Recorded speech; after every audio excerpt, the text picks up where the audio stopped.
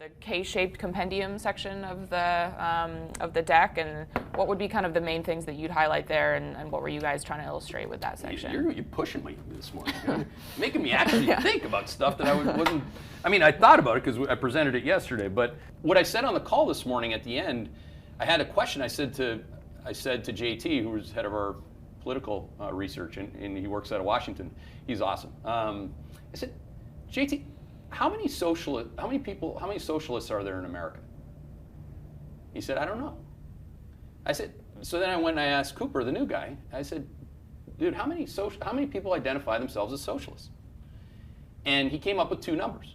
He said, well, 6% of people will say I'm a socialist, and 41% of people will say socialists have some good ideas, right? That's interesting. Now, people are, like, my question has a point here.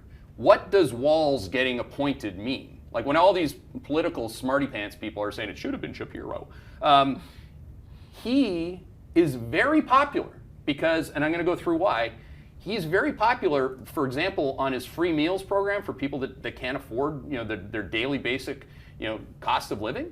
There are a lot of people out there, Wall Street, that are going to vote for that, okay? Because they don't have any money, right? You get that? I can't say that enough times. If you're a raging Republican, I don't care. If you're somebody who doesn't like socialism, I don't care. I'm not a big socialist guy, if you couldn't tell. But again, there's a reason why they picked this guy. And it's votes. The votes are on the table. Food stamps, these things are real. So go to slide 72, you already did. If you're running a small business, 99% of businesses in this country are small businesses, okay? Their earnings are a disaster. So they're having a harder time making ends meet. On the right side, you can see the wealth gap in terms of the sentiment involved. If you ask consumers, it's widened way out, okay? So when people tell you, well, the 3-month rolling moving average of inflation suggests there's no more inflation, that's bullshit. It's total bullshit. We call this, thanks to Emma, the K compendium, and it's not for Keith. It's the K-shaped economy. So you look at that, the definitions on slide 74. A couple other slides that I want to call out on this topic in particular. This is, because this is like, it's somewhat alarming, but it shouldn't surprise people. On slide 81, and Wall Street refers to those people as the low-end consumer. Me from upon high, I cannot put up with this low end. Fuck off. I mean, it's ridiculous.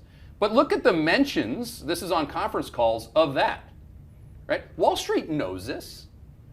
The people who are calling for no more inflation know this, right? So what is the main problem for these consumers? They don't have any money.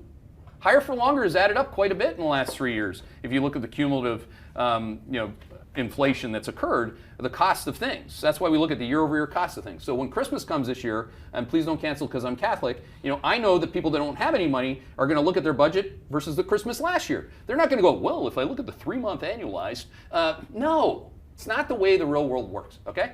This is turning into quite the rant. Now, how about the squeeze that people are, look at these charts, slide 85.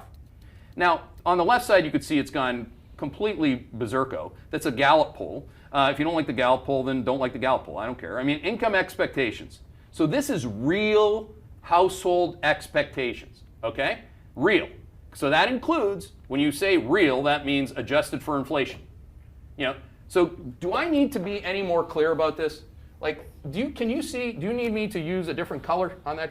Is that hard on the eyes for somebody who's trying to tell me that inflation has been solved? And what did that bozo from Chicago, Goolsby, call it? The Hall of Fame year? Hall of Fame year for who? You? Because I don't want to get into how he got that job, right? So let's just have real conversations in this country. I mean, I could light it up with Joe Rogan on this topic because I don't think he's done all this work. I think he knows what's going on because he talks to the people too. So it's a big sigh. Like this, there's one more chart I want to hit on. We call it a big sigh because it really, like, if you can't tell, right now I have some feelings about this. And I'm not going to apologize for that. It has nothing to do with how I'm going to risk manage the day.